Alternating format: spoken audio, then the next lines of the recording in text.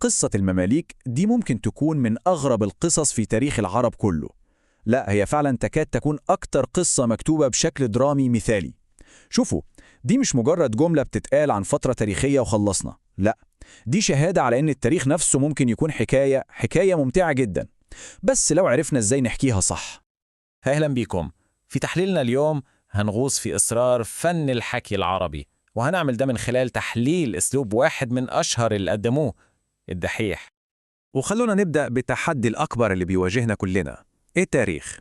يعني دايما بنحس إنه مادة جافة كده، شوية أسماء وتواريخ بعيدة كل البعد عن حياتنا. طيب، السؤال هنا، إزاي ممكن نخلي الماضي ده يرجع يعيش تاني؟ إزاي نحول الأسماء اللي بنقرأها في كتب التاريخ وبتكون منسية لقصص حقيقية، قصص مؤثرة ومستحيل تتنسي؟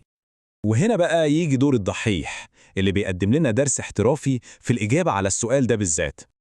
إيه اللي هنعمله هو إننا هنفكك أسلوبه عشان نفهم إزاي بيحول تاريخ معقد ومليان تفاصيل لحكايات بتفضل في الذاكرة. الفكرة مش بس في إيه اللي بيتقال، الأهم هو إزاي القصة بتتحكي. ونبدأ بأول تقنية بيستخدمها، إنه بيتحدى الأفكار والصور النمطية اللي عندنا عن الشخصيات والأساطير التاريخية.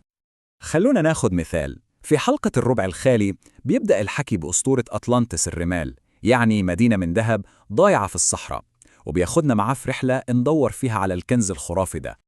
وبعدين بتيجي اللحظة الحاسمة. بعد كل التشويق ده عن الأسطورة، بنكتشف إن الكنز الحقيقي ما كانش ذهب، لا، كان نفط. مناطق الربع الخالي والخليج بتشكل 3.4% بس من مساحة اليابسة، لكنها كونت تحتها كنز حقيقي 48% من النفط الخام في العالم. شايفين النقلة دي؟ التحول المفاجئ من الخيال للواقع الاقتصادي الصرف، هو ده بالظبط جوهر التقنية. نفس الطريقة دي بتطبق على الشخصيات. الحاكم بأمر الله، اللي أغلبنا يعرفه بلقب الخليفة المجنون، بيتقدم بصورة مختلفة تماماً، صورة أعمق. بدل ما يركز على قراراته الغريبة، بيورينا وشه التاني، الأمير الماهر والذكي. القصة بتوضح لنا خطواته اللي كانت محسوبة جداً عشان يسيطر على الحكم. ورث العرش وهو طفل، وبعدين بنى فريق من الموالين له في السر. بعدها اتخلص من الوصي القوي اللي كان عليه، وفي الآخر أزح كل منافسيه واحد ورا التاني. دي مش تصرفات واحد مجنون، دي خطوات سياسي محنك. وفي قصة المماليك بنشوف استخدام إيقاع زمني سريع جدا عشان يصور لنا حالة الفوضى السياسية. سلاطين ورا بعض زي أيبك، قطز، ابن بيبرس، قلاوون بيتولوا الحكم وبيتقتلوا في فترات قصيرة قوي. ده بيخلق إحساس بالتوتر والدراما اللي مبتنتهيش. وعشان نلخص وحشية الواقع ده كله، في رقم واحد بس، رقم صادم، 50%. نص أول 26 سلطان مملوكي اتقتلوا. رقم بسيط زي ده بيحكي قصة كاملة عن طبيعة الحكم الدموي في الفترة دي. طيب، ننتقل للتقنية السردية التانية، وهي إن الجغرافيا نفسها ما بتكونش مجرد خلفية للأحداث، لا، دي بتكون شخصية محورية، البطل الحقيقي اللي بيحدد مصير كل حاجة. في مقولة شهيرة لنابليون بتقول: الجغرافيا هي القدر، ودي فعلا حجر الأساس هنا. الحكي مش بيكتفي إنه بيقول لنا الأحداث حصلت فين، لأ، ده بيخلي المكان هو المحرك الأساسي للقصة كلها. والأمثلة هنا واضحة جدا. الصحراء القاسية هي اللي صنعت شعراء الصعاليق المتمردين. جيولوجيا منطقة الحجر الفريدة هي اللي خلت الحضارة النبطية ممكنة أصلا. وحتى البيئة القاسية في القطب الجنوبي هي اللي شكلت لهجة إنجليزية جديدة. والبحر القديم اللي اسمه تيثز هو اللي تحول لحوض الوقود الأحفوري اللي غير شكل المنطقة كلها.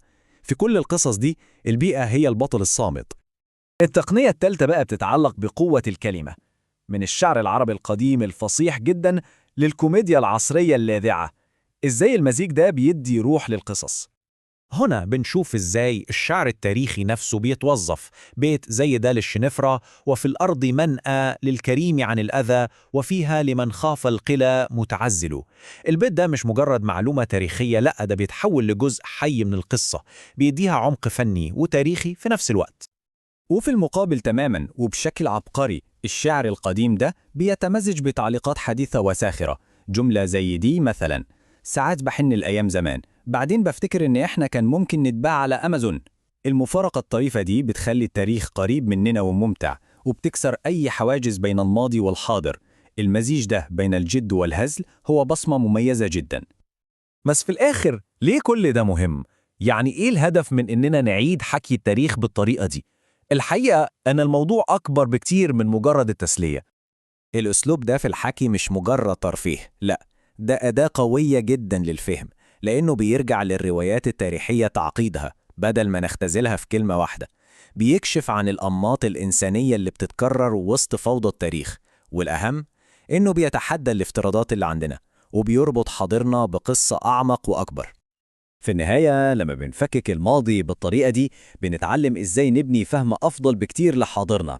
دي دعوة عشان نبص للتاريخ مش على إنه حقائق جامدة وميتة، لكن على إنه مراية بتعكس تجاربنا الإنسانية. وده بيسيبنا مع سؤال مفتوح: يا ترى إيه هي القصص اللي في ماضينا لسه مستنية حد يرجع يحكيها من جديد؟